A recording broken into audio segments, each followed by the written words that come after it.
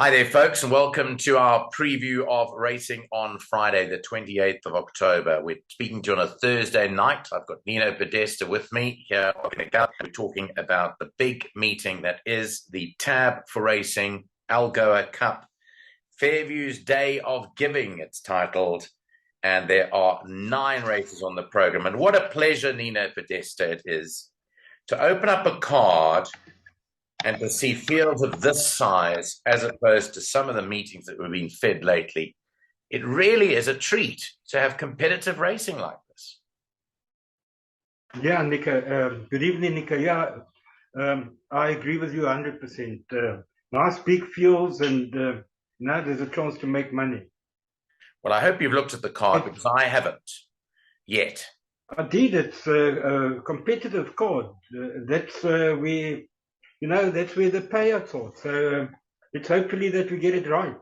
Well, and if we are going to get it right, no better time than to get it right for our big weekend here on Clock in the Gallop. And I just want to remind folks that have until tomorrow midday to action getting on board the Clock in the Gallop direct line. It is something that we've come up with over the last few months. We had our inaugural one towards about a month or so ago, which was very successful.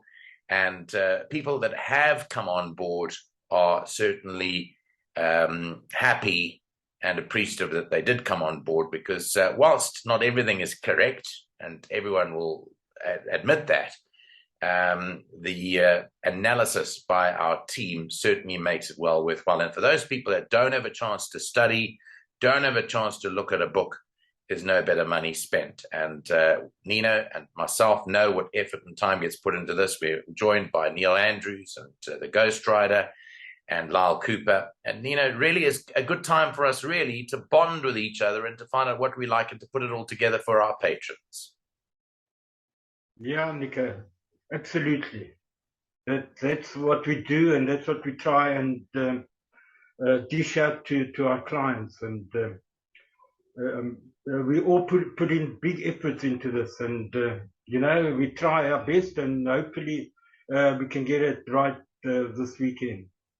Now, just to let folks know that there are still 4 meetings that you'll get for your 250 Rand. The only difference is that the Monday meeting has now been cancelled. So we're shifting that to the Wednesday meeting at Gqeberha. That's the 2nd of November, but you'll still get your 4 meetings for your 250 Rand. Please contact us if you want any more information on our email address, clockingthegallop, one word, @gmail.com, or WhatsApp us on 079 390 5747. And if you want to join us, then just deposit your money, 250 Rand, into our bank account, which is on the right-hand side of the details.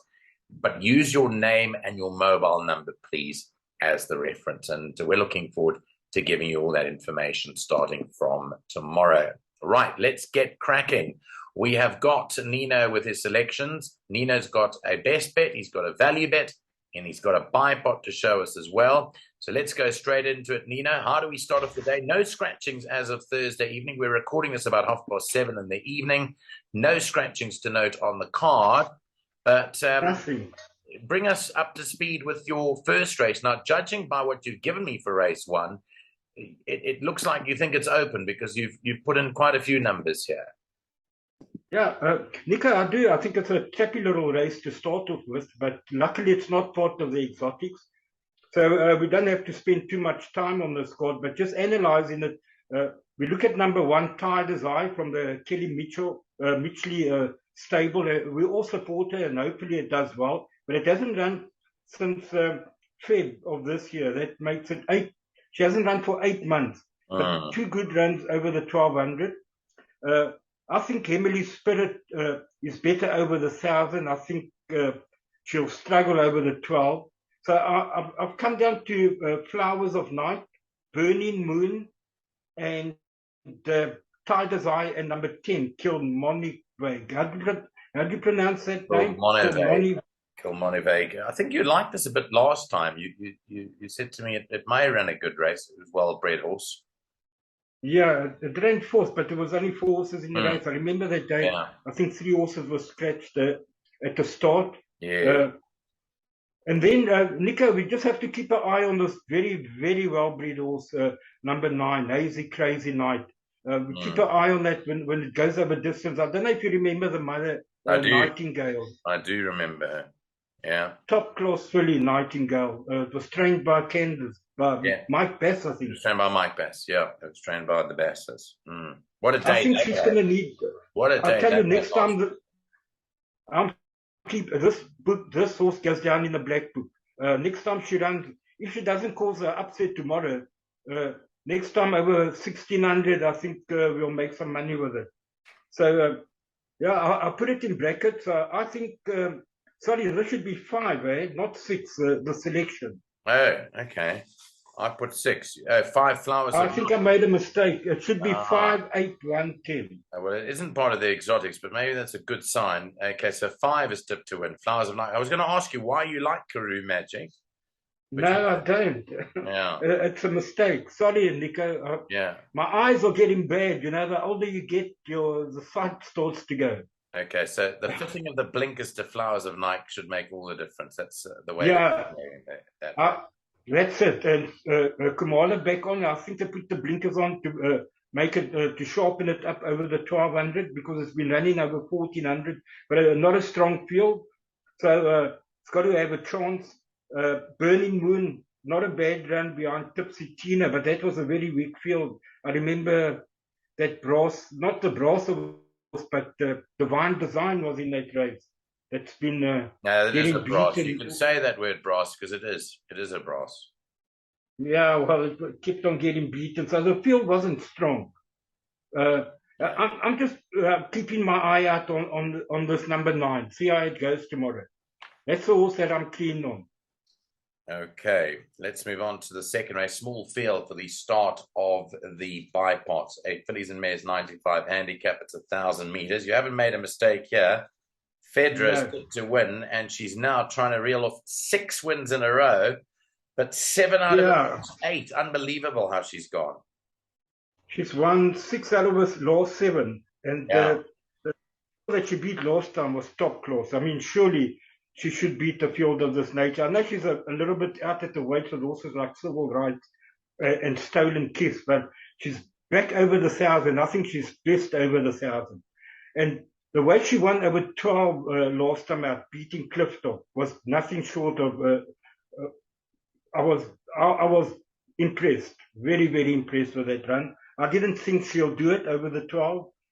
Coming back down to the 1,000, Louis up, going for 6 in a row. She's got to be the horse to beat, and I can't see her getting beaten. I can't even. Probably Stolen Kiss. I don't know about Fusillade. I thought that was a bit sharp, the 1,000 for Fusillade. But you always got to respect these raiders. I don't know why Andre Nels put that horse in there. But Grand Van Niekerk is coming down.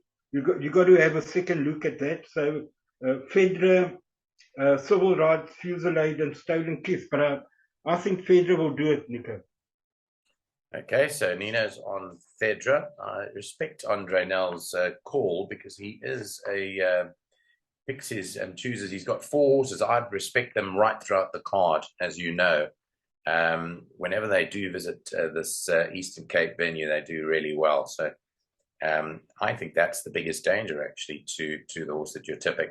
Okay, let's go on to race 3, the start of the PA. It's a maiden plate over the 1,600 meters. And here, it's Green Mandarin and Perfection. Now, Glenn Cotson is obviously targeting this meeting, and he's had great success at this meeting before. And he is definitely, if you said one trainer to follow for the day, it has to be him. It's got to be Glenn. Nico, Glenn is a master of riding PE.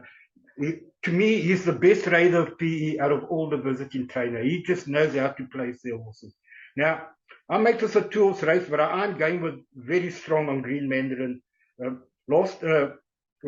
First time out on the poly over 1,200, lost 3 lengths at the start, and only ran 2 lengths behind Big Slick that came out to win again. So very strong form line. This is a very, very weak field, and I believe that only perfection can give it a run. But I think Glenn Cotson will start winning ways in the second race. Oh, that's Very strong selection, Green Mandarin. It's his first runner on the day's card, Green Mandarin. You think that's going to be perfection here? Yeah, I do. Okay. Right, let's move on to the race 4, the start of the pick 6, the fillies and mares 90 handicap. It's over the 1400-meter trip. Here, Nino, you're going with your best bet on the card. The best bet on the entire card is And We Danced, who's going for 3 in a row for a bang-in form Sharon Kotzen and Lune Trottois. Yeah, and the way she beat Santa Therese last time, there's not many horses that can beat Santa Therese in PE, but very, very impressive. Nico, the only little concern is a step down in distance from the 16 to the 14, but she did win the 1500 the time before that. To me, this is the best bet on the card. I don't know what price it is. 5 to 2. 5 to 2. 5 to not 2. Bad. I think she's going to be hard to beat. Yeah, 5 to 2 is the I got, yeah. The danger to me is Phoenix with Grant up and coming back over the 1400. I believe Phoenix is best over 1400. I'll make that the only danger to Envy Dance. Okay. Just quickly going back to that first race. In that first race, I've just seen a change that the tongue tie has gone on Hazy Crazy Night in race 1, number 9. Yeah, it's got the tongue tie here on the form. It shows a tongue tie on the tag form. Okay. Yes. I'm seeing it as a change listed here on the change. I'm just worried that you know what? The only thing that worries me is that Richard Fourie is not riding it. Yes. So I'm thinking that it's going to need the run and it's going to need further. But it's definitely a horse we're going to keep an eye on, and we will make money with this horse because it will win very, very soon there over ground. Okay. So let's go back to race 4. You're bankering And We Danced, I suspect, in the bipot, are you? Yeah, definitely. I'm bankering it. Okay, so 3, 2, 8, and 10 for Nino race 4. Let's go to the 5th. A merit rated 95 handicap over the 1400-meter trip. And here, Adios Amigos for Candice Bass Robinson, a very, very strong stable at the moment. They had a red letter day at Kenilworth. They've only got a couple of runners on the card, but you like this Adios Amigos to arrive? Well, I do. I make that the first choice. I don't make it a certainty, but the way that Candice Bass is stable is flying at the moment. They're just about winning everything in Cape Town. She wouldn't take it there just to make up the numbers. And I do believe that he's best over 1400, even though he has won over 16. I think 1400 is his best distance. Drawn 7. Last time out, ran behind a very good horse at my command that ran second to what's that champion, Charles Dickens, last time out. So it was taken on a strong field. Back down in this kind of class, a definite runner. Baldrazar, very impressive when they took the blinkers off. Richard Fourie back on. Got to have a chance and keep it secret. We have to respect Justin. Last time this horse came to P over course and distance, I think it won. You can have a look there. I think before it ran second to you know who. Yeah, it did when it beat Ferrari Ice by 2 1/4 lengths. Over course and distance. Yeah. Correct. And it's much so those are the Ferrari Ice. It's 3.5 kilos better off. Correct. And it beat it, yeah. I'll make it between those 3, but I know I've added a couple more in the bipot, hoping to get a result. I've put in a horse like Bush Tracker because of Glenn Cotson. That could come back to its best. It could cause an upset. Moon Game is a top form, running very well, has to go in. And then I think Legitimate could be the lurker here, back over the 1400. They've been running this horse over the wrong distance. 1400 is the right distance. Okay. I think I've put that in the bipot as well. Okay, so you think Legitimate back over the 1400 is a prospect. Okay, moving on to the next race, which I've always fancied. One of the races I really look forward to, not only in the Eastern Cape, but in general in the country, is this listed race for 3-year-olds over the 1600 meters. And I wish other centers had more races like it. It's basically the good 3-year-olds up against each other. And the horse that wins this normally goes on not only to be a national hero. If you remember Lizard's Desire, once upon a time winning this race and what that went on to do. So that's the type of horse that wins this race. And I'm so happy that you tipped Gqeberha because I thought this was the right horse. And when I was in Gqeberha last week, I was asking about what horses were nominated to run here. And this is the name everyone was speaking about, was Gqeberha. I see there's been money for it. It's been backed into 4-1 now. Well, when I did look at this betting and I saw 6-1 earlier in the week, and you get goosebumps. When I saw this horse running, I just couldn't keep my eye off it. Gee whiz, the last run and the run before that, when it beat Good Counsel. Now we know how good Counsel is. That's actually Fortune horse. They trotted up in Gqeberha a couple of weeks ago. And Nico, last time drawn 12 out of 14 and only ran 4 lengths behind Cousin Casey. And it had a problem which has been sorted out. And that I know something, that the horse had a sore foot or something, but it's been sorted. The problem has been sorted. And I can't believe 6-1 on this horse. And I think it is. So there's no form. I just don't know if she's good enough to beat Gqeberha. And then Andre Nell's horse again, Iconic Destination. Granted, it was receiving 3 kilos from Charles Dickens, but it got to 3 lengths of it, which means it's probably 6 lengths inferior to Charles Dickens. Is 6 lengths inferior to Charles Dickens good enough to win here or not?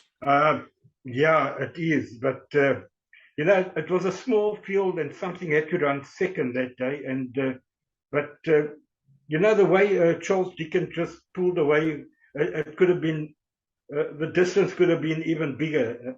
But he's drawn 12, but a definite chance, Nico. Like I said, all these riders, you've got to respect them, and you've got to have a second look at them. Even Elise Morris from the Brett Crawford, drawn 1. Just won the maiden. We don't know how good it is. The form hasn't been franked beyond contiguous. I don't think that's won again. And then Glenn's got another 2 horses, Dowser and Famous Rich. But I think the one was Gavin Lerena up. I think that's the right one. I agree with you. I think that is the right horse tomorrow. Moving on to the big one, the Tab for Racing Algoa Cup, a listed event, 2,000 meters. You took Mount Anderson here to beat Kalima and third to Follow the Star. That's your choices. So you're going for the local horse, well, the ex-Natal horse, but now a local horse, Mount Anderson. I'm hoping for Kelly Beachley that this horse can come through for him. Very impressive first time over the 1800. I know he's carrying a bit of weight, a couple of kilos worse off with grazing in the grass. But I make this a very tough race. I'm actually at loggerheads here to tip, because I think there's a lot here with chances. Master Redoubt, I think, also has a chance with Andre Nell. He went to Durban, 1600 probably short, took on a very strong field. And Sailor must have heard a bit of information. You heard some information that this horse would beat Pomp and Power at one time, didn't you? That it would beat it in the Derby. Yeah. And it was backed as well. I mean, people did their money, but I mean, it was no factor that day, but who knows? I mean, maybe it's time for Master Redoubt to prove whoever told you whatever they told you. Yeah, well, gee, I don't know. You remember that day I was tipped this horse? I do remember. That's why I'm bringing it up. In fact, I'm bringing the story up, but I brought up a lot more on the day when it ran. Yeah, you did. But it did run second to Universal the time before that. And then it ran second to Safari Blue over the 16. And then they took it to Durban. Jesus, this is a tough race, Nico. I would load up here. Okay.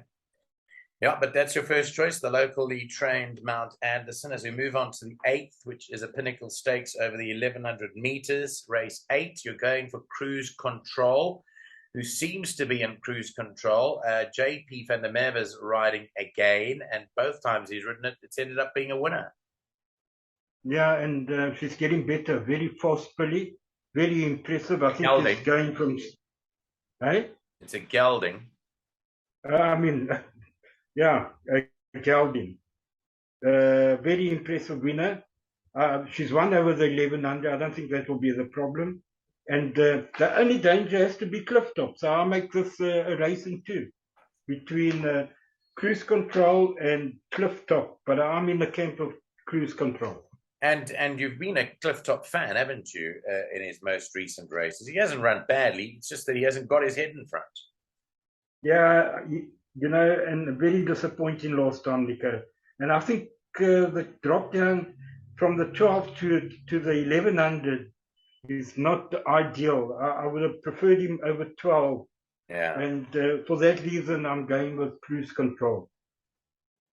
Okay, it takes us to the last race, a classified stakes up the straight, 1200 meters, the biggest field of the day. At 5 o'clock, it goes off. In the race, Alamites and Blinkers go on. Number 3, Birdie and Bogey make those changes. The full set of Alamites is now on, and the Blinkers go on as well. You're going for Federal Reserve, another Kotson inmate to end off the day. It's a maiden. Yeah. Yeah, another minefield of the race. But I'm going with this because I'll tell you why.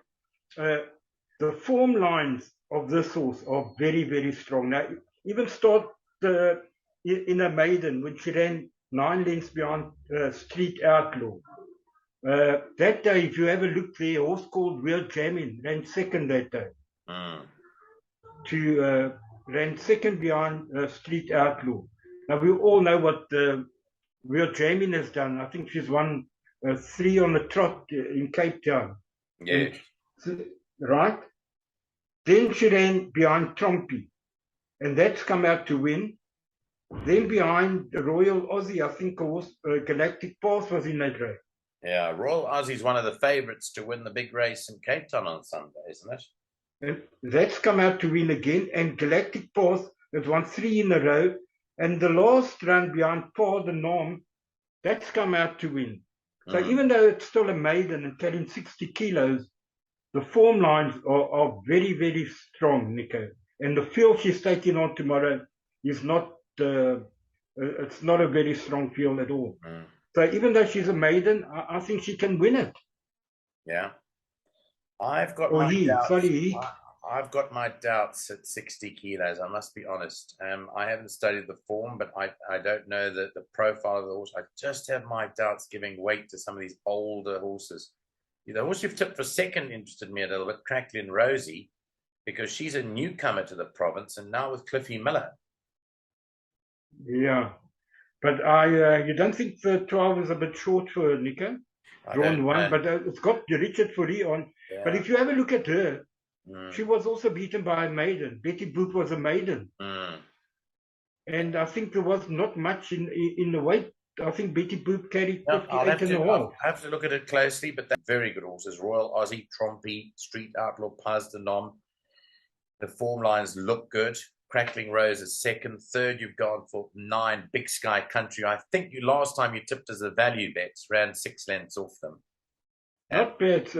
Yeah, but now it's got Keegan de Mille on. Yeah. So, and fourth is this horse, Last Storm, who's interesting as well, Last Storm. Another maiden. Yeah, that's another maiden. Another maiden. So that's another interesting fact there. Yeah, so that's interesting. 1, 6, 9, 11 on Nino's tips there. Right, that wraps up the selections. But now we're going to move on to the all-important bipot, Nino, and then confirmation of your best and your value bets. So just while I look for that slide, because my computer's very sluggish today, it's almost like it thinks it's going to be captured by the Special Investigative Unit, who seem to be nabbing every wrongdoer in the country at the moment in the last week. They seem to be taking everyone right out. Okay. Are you under investigation there, though? No, I'm just saying it looks like my computer thinks it's under investigation Oh, okay. because every person in this, well, every crook in the country is being nabbed at the moment, which is great news. Okay, let's carry on. Let's go on to this. There we go. There's your bipot for 84 rand. Yeah. And 84 Rand, and we're starting with a banker of number 2, Gqeberha, banker in number 7, Green Mandarin, banker number 3, and we danced. Then I put in 2 ideas amigo, 5, keep it secret, 7, legitimate, 9, bold resolve, 10, bush tracker, and 11, moon game. Then I've covered drink off just in case with number 1. So I've gone 1 and 2, Kaya's open green cove, and then I loaded up the last league. Because what did I put in? Number 1, Mount Anderson. Number 2, grazing in the grass. I put in 5, Trilima. 8, follow the star. 9, master redoubt. 10, and solo. And number 13, Arctic drift. For 84 Rand. Yeah, just mentioned a horse there that I have to have a closer look at, and that is Hunt Solo, because he really has impressed me as a horse. Just his guts and determination to get there. He may have run second in his last 4 starts, but I think he's a runner in that Algoa. Well, he actually won the last start, and it was yeah, that's right. It was taken away. Yeah, it was taken away in the. He's a gritty horse, and I think he's got a big chance in that Algoa Cup. But just 84 Rand will get you that. So basically, it's 3 bankers. You could bank a Grinkov. I mean, I think I'm pretty strong on Grinkov. If you did bank a Grinkov, then you're only looking at a spend of 42 Rand. With 6 horses in the 4th leg and the 7 horses in the 6th leg. But the best bet is race 4, number 3. And we dance, which is currently on a Thursday evening, trading at 5 to 2. And the value bet is race 6, number 2, Grinkov, who's currently at 4 to 1. Now, if you want to hear more from Nino and you want to hear more from our Clock in the Gallop crowd, then you have to join up to that Clock in the Gallop direct line. You'll get all the information sent to you by sort of late Friday morning. I'm going to Gqeberha tomorrow. I plan to commentate on the 9 races of the day. I'm really going to have good fun and hopefully catch up with some of the trainers that we've mentioned tonight. Andre Nell, hopefully he's there, and Glenn Cotson's there. And maybe I might just do 1 or 2 sneak previews before the meeting gets underway tomorrow when I'm there. Can you do one with Glenn? Try and do one with Glenn. Do one with Glenn. You know that Glenn and I, and he'll admit this, Glenn and I go back a very, very long way. He grew up, his father, Nate Kotson, used to train horses in Zimbabwe. Correct. Darren told me. At the race course that I started commentating at. But previously to that, Nate, I think, trained horses in Zambia, if I'm not too mistaken, before that. So the point is that Glenn and I used to actually go to the same birthday parties. I don't think we were at the same school, but we went to the same birthday parties and had great fun as kids. Okay. Just say hello to him for me as well. I've come a long way with him as well. Yeah. And I was actually speaking to his brother Darren, the farrier that puts yes, I know Darren well, yeah. And he told me that about in Zambia, his father used to train horses, and yeah, his father was a legend. His father and my grandmother were great pals. And my grandmother always used to ask his dad, Glenn's dad, for tips. And I always remind Nate Kotson, the old man, about that. But yeah, wonderful family. Absolutely love them to bits. They're a fantastic family, and the Kotson name is synonymous with winners. And I think if I do have a chance to speak to Glenn tomorrow, I might just pass it on to the people out there. Anyway, Nino, that's